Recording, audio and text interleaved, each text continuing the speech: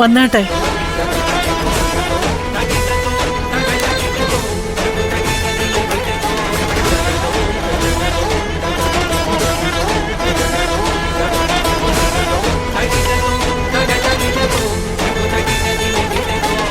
സ്വാമിജി അവിടേക്ക് ഇരിക്കാം.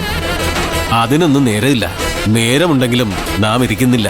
കുഞ്ചമൺ തിരുമേനി പറഞ്ഞതുകൊണ്ട് മാത്രമാണ് നാം ഇങ്ങനൊരു ഗൃഹസന്ദർശനത്തിന് തയ്യാറായത്.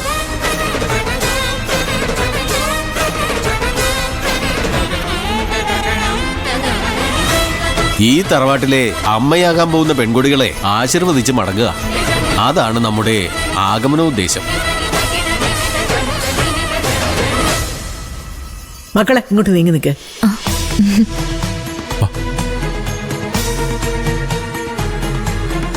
മോളും ഇങ്ങോട്ട് നീങ്ങി നിൽക്ക്.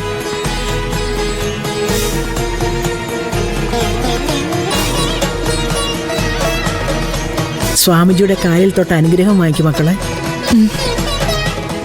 അരുത്.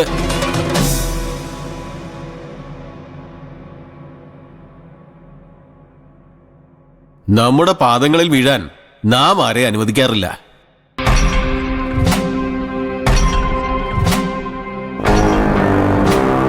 ഞാനും നീയും ദൈവാംശമാണെങ്കിൽ പിന്നെ ആരാരെ വണങ്ങണം?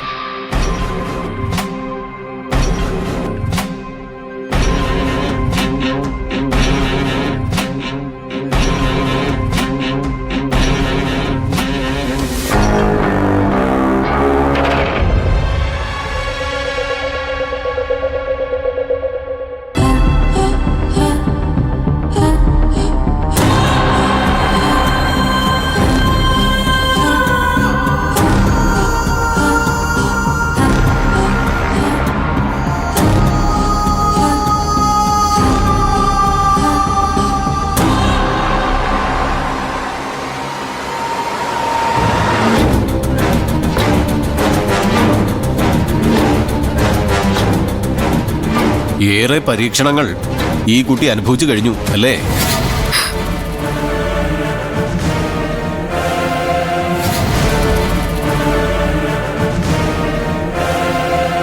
ഇതിന്റെ ഉദരത്തിൽ കിടക്കുന്ന കുഞ്ഞിനെ ഇല്ലാതാക്കാൻ ഒരുപാട് പേര് ശ്രമിച്ചു അല്ലേ?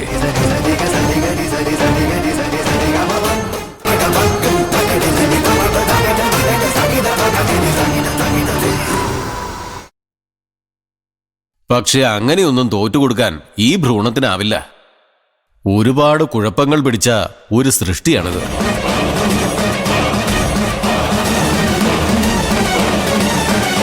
ഉദരത്തിൽ അങ്കുരിച്ച നിമിഷം തന്നെ പിതാവിന് മരണയോഗം. സ്വാമിജി പേടിക്കണ്ട, ആ യോഗം സംഭവിച്ചു കഴിഞ്ഞു.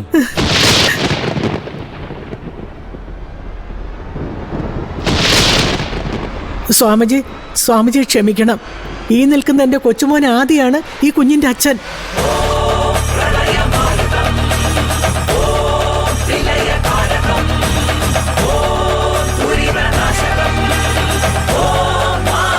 അത്ഭുതമായിരിക്കുന്നു, മഹാ അത്ഭുതം. എന്റെ പ്രവചനങ്ങൾ അങ്ങനെ തെറ്റാൻ സാധ്യതയില്ല.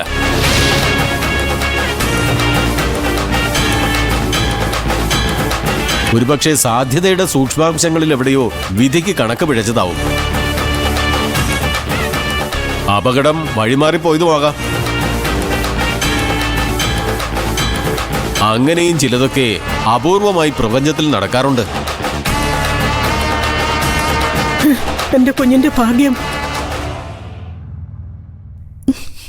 മരണതുല്യമായ അപകടങ്ങൾ പലതും കഴിഞ്ഞിട്ടുണ്ടാവും അല്ലേ?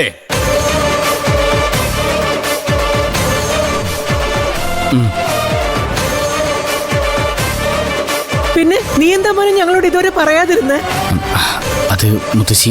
എങ്ങനെ പറയും? സ്നേഹം പൂത്തു നിൽക്കുന്ന ഈ അന്തരീക്ഷത്തിൽ മറ്റുള്ളവരെ വേദനിപ്പിക്കാൻ ഈ കുഞ്ഞിന് കഴിയുമോ?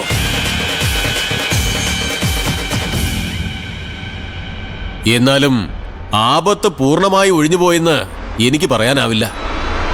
സ്വാമിജി ഇങ്ങനെ വെറുതെ ആളെ പേടിപ്പിക്കാനാണോ വന്നേ? ദത്തൻ, ഉമാദത്തൻ IPS.